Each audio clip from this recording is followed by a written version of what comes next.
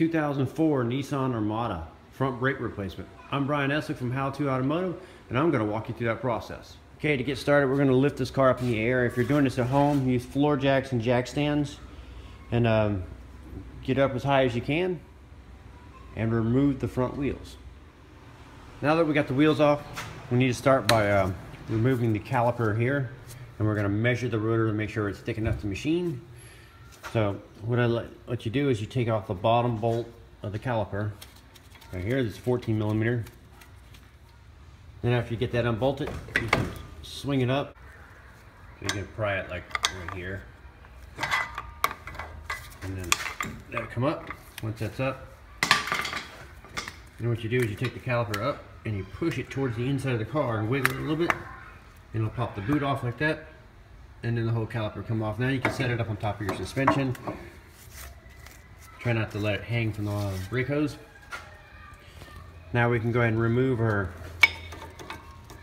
old brake pads here and kind of set them aside. Now what we're going to do is we're going to get a micrometer and mic the rotors and check the thickness to make sure that they're thick enough to machine. So what you're going to do is you're going to mic it out with a micrometer, take the reading, and then you're going to look it up in a book like this called the Bendix brake books, or sometimes they're stamped onto the rotor itself. I don't see it on this particular one, but and if you don't have access to these type of tools, what you can do is you can take the rotor off itself, take it down to your local repair shop, tell them what year, make, model. They can measure it out for you, and they can machine it for you also. So after determining that our rotors are thick enough to machine, you also want to inspect them for hot spots. So I have these little like dark blue spots on there, like kind of almost look like leopard. That indicates that what happens is when they get the hot spot, it actually changes the compound of the metal, and they'll have these spots that will actually be harder than the other spot. You know, really difficult to machine those out, and sometimes you can't machine them out depending on how bad they are. But if they have those type of chatter blue marks in them, I recommend replacing the rotors.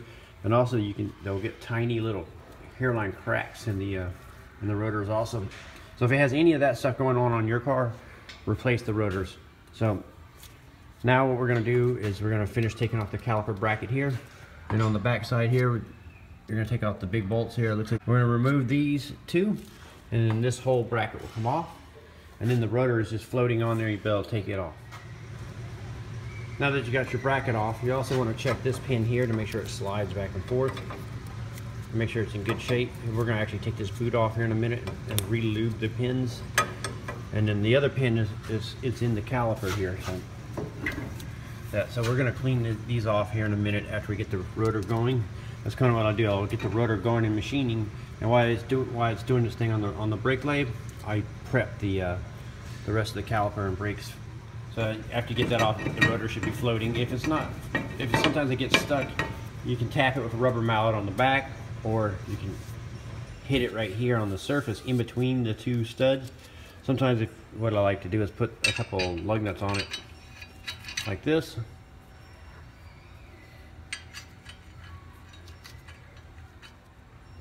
And if the rotor is stuck on or kind of rusted on, you could strike it right between the two with a hammer, and that'll pop the rust free, and then the rotor will pop off like that, and then you can remove it. So now that your rotor is machining, if you don't have access to this, like I said earlier, take it down to a repair shop and tell them the year, make, model of the vehicle. They'll measure it for you. They'll charge you a small little fee to chuck it up on their brake lathe and machine it for you. So while the rotor is turning over there, I like to turn my attention to the caliper bracket here. I'm going to take a little wire brush like this and clean the channels out. So you can put a fresh layer of grease, specially designed for brakes. This brand happens to be called Seal Glide. It works really well. It's a kind of a silicone-based lubricant, and it doesn't break down with heat. And you don't have to have a big tub like this. You can just order like these little packets of it, like Molly grease is called, the brake grease. So wipe these pins down, and then put a thin layer of the grease on there. And then once you do that, then you can put it back in the caliper here and kind of slide it back and forth and work the grease in. And then you'll do that for the bottom pin too that's on the caliper. So you'll put the grease on there and wipe the old grease off, put the grease in there, and then you can work it back into the caliper bracket, the grease. So now we need to prep the caliper itself, and what you want to do is you want to inspect these boots and make sure these boots aren't torn or there's no fluids leaking out or anything like that. And once you determine that the caliper is in good shape, what we need to do is we need to push these pistons back into the bores. Okay, before we push our pistons back in, what I like to do is go up to the master cylinder here, take the cap off, use like a turkey baster or something, and remove a couple ounces of brake fluid. So we're going to use our brake caliper tool here. This is a dual piston one.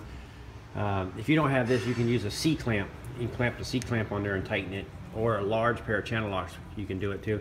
And the reason why we took that brake fluid out of the master cylinder is what we're going to do is we're going to leave the bleeder screw here, we're going to leave it closed. We're not going to open it up. And when you push the pistons back in, it pushes the brake fluid back up the line, back into the master cylinder. And if the master cylinder was ever topped off in the life of the car, it'll be too full and it'll push the fluid out of the top of the master cylinder, spill into the engine bay, and possibly damage the actual cap of the master cylinder. So just remove a couple ounces is all you need to do. Then we'll push the pistons back in on both calipers. So after doing that, pushing the pistons back in, when you're done with the brake job, you won't have to bleed the brakes. All you'll have to do is pump the brake pedal, and that'll pump the fluid back into the calipers, and there will be no air in the system. I just always advise that, you know, after you're doing this and it doesn't feel right, it feels spongy or anything, then I would recommend bleeding the brake. And also, when you take the brake fluid out of the master cylinder, you can inspect the condition of it and see if it looks like it needs to be changed, or the fluid needs to be changed or not. Now that your rotor is machined, you go ahead and slip it back on. I use a lug nut like this to kind of hold it in place, everything in place. Now we're ready to put the caliper bracket back on, but before we do that, we take the original bolts here and we put a little of this blue thread locker on there. Loctite is another brand, and it's kind of like a glue to help. They don't have lock washers, so it helps prevent the bolts from vibrating loose and coming back off.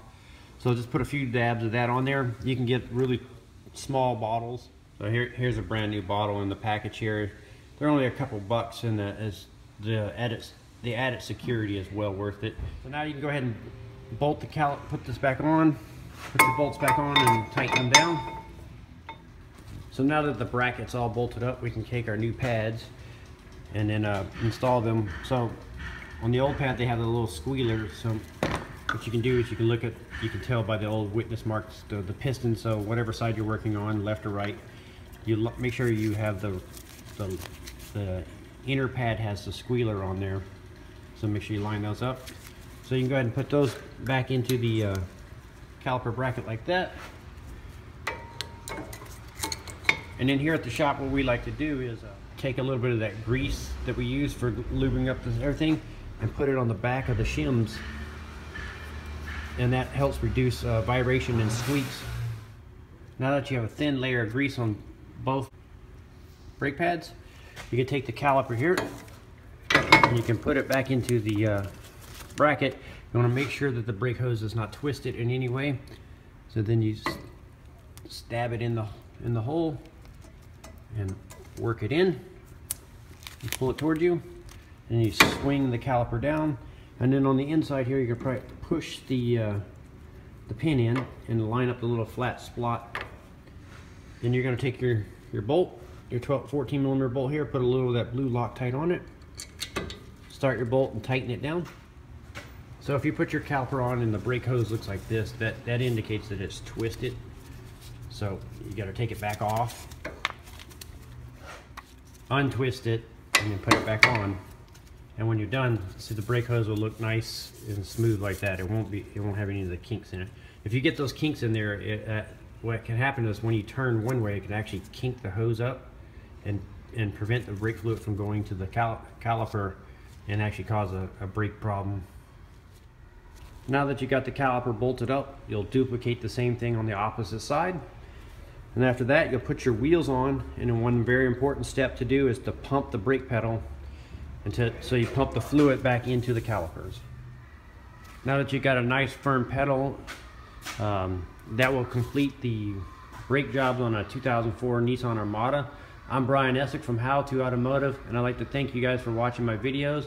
Encourage you to subscribe for more valuable videos like this. Thank you again.